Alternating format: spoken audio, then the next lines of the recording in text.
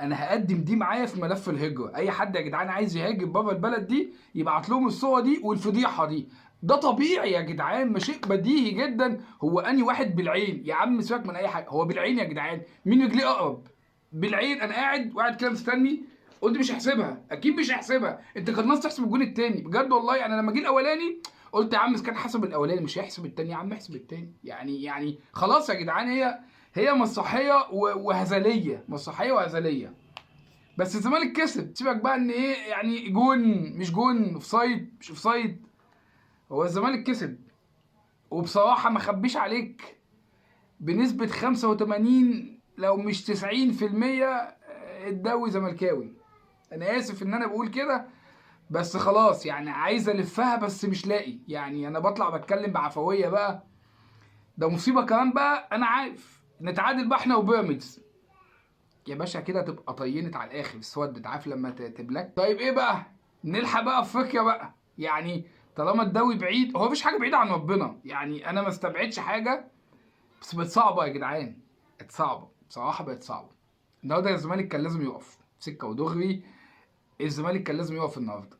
بعدم وقوف الزمالك ده يعني انت تلحق بقى تلعب ايه؟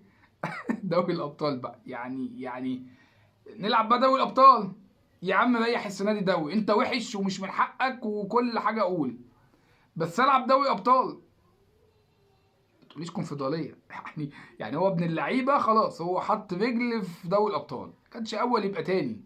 انا بقى نص بيراميدز طلع. انا يعني بيراميدز خلاص وفتح خطوطه والدنيا حلوه. انا نفسي بيراميدز يفتح خطوطه كده والدنيا جميله وما يهاجمش يعني نفسي اشوف الحاجات دي بقى مع اي حد تاني. يعني بيراميدز متحفظ وانتم متحفظين والموضوع يعني مش ماشي زي ما كنا متخيلنا يعني. طيب مبروك للزمالك، مش من قلبي طبعا، مش من قلبي. وايه فكره بقى كميه الفرحه اللي بعد الماتش؟ مفيش اعلانات؟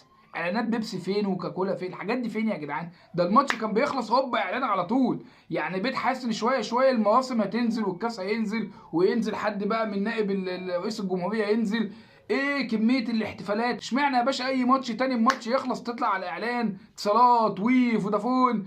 ايه يا عم الكاميرا فضلت دقايق 10 دقايق يعني يا جدعان، مش بعاده يعني. حاجه غريبه بصراحه انا شايفها يعني النهارده. كانت باينه قوي بصراحه يعني. اصل هم كانوا بيشتكوا من فتره، يقول لك القناه ما بتجيبش بنات الزمالك ولا دخلات الزمالك. اهو يا عم ساب لك 10 دقايق بعد الماتش اصلا للزمالك وليك والاحتفاليات. والله العظيم ولا كانها بطوله. انا كنت حاسس بقول لك ان خلاص دي بطوله يا معلم خلاص، والستيج بقى يتنصب عشان ما حدش يرجع بس يتكلم والنبي يقول لك اصل بيقطعوا على جماهير وما بيجيبوش اهو يا باشا الراجل اداك حقك.